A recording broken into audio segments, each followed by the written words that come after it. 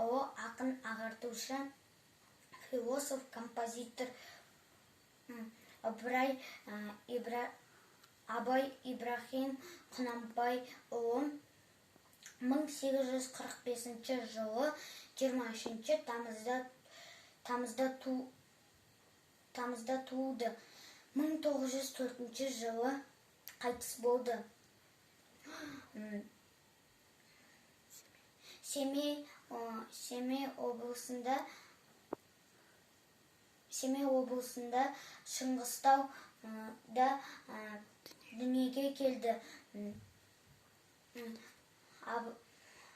Абайдың әкесі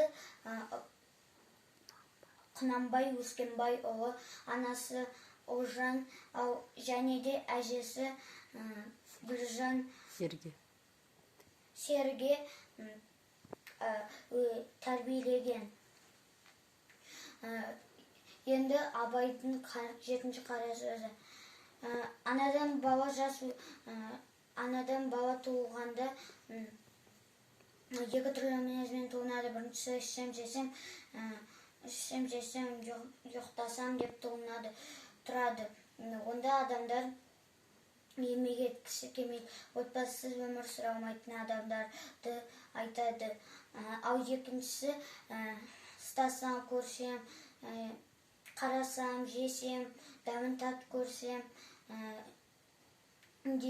деп туынады. Ондай адам еңбек еткісі келетін, талпынатын, алға жылжитын адамды білдіреді. Ондай адамдар өскенде әртүрлі дауыс естиді. Иттің үргенін, малдың шулағанын білдіреді. Адамның күлгенін, жылағанын сұрап, бұл неге үйтті, бұл неге сөйтті деп көп сұрақтар қояды.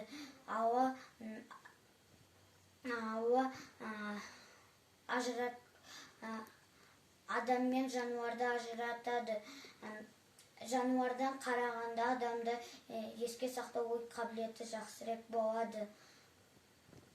Сол үшін қазіргі өмір сүріп жатқан кейбір балалар, келіншектер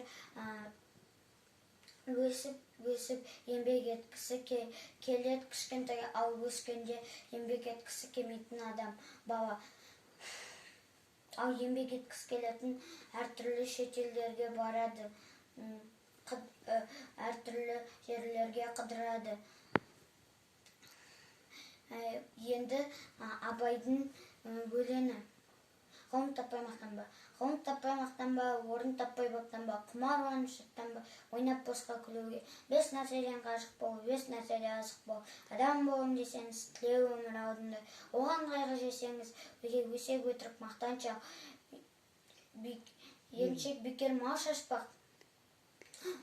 5 асылыз көнсеңіз, 5 асылыз білсең, 5 дұшпан білсеңіз, оған талап еңбек терең ой, қанағат рахым ойлап қой. 5 асылыз көнсеңіз, жамандықты көрсеңіз, нәпірәтлі суытып көңіл тыйсаңыз.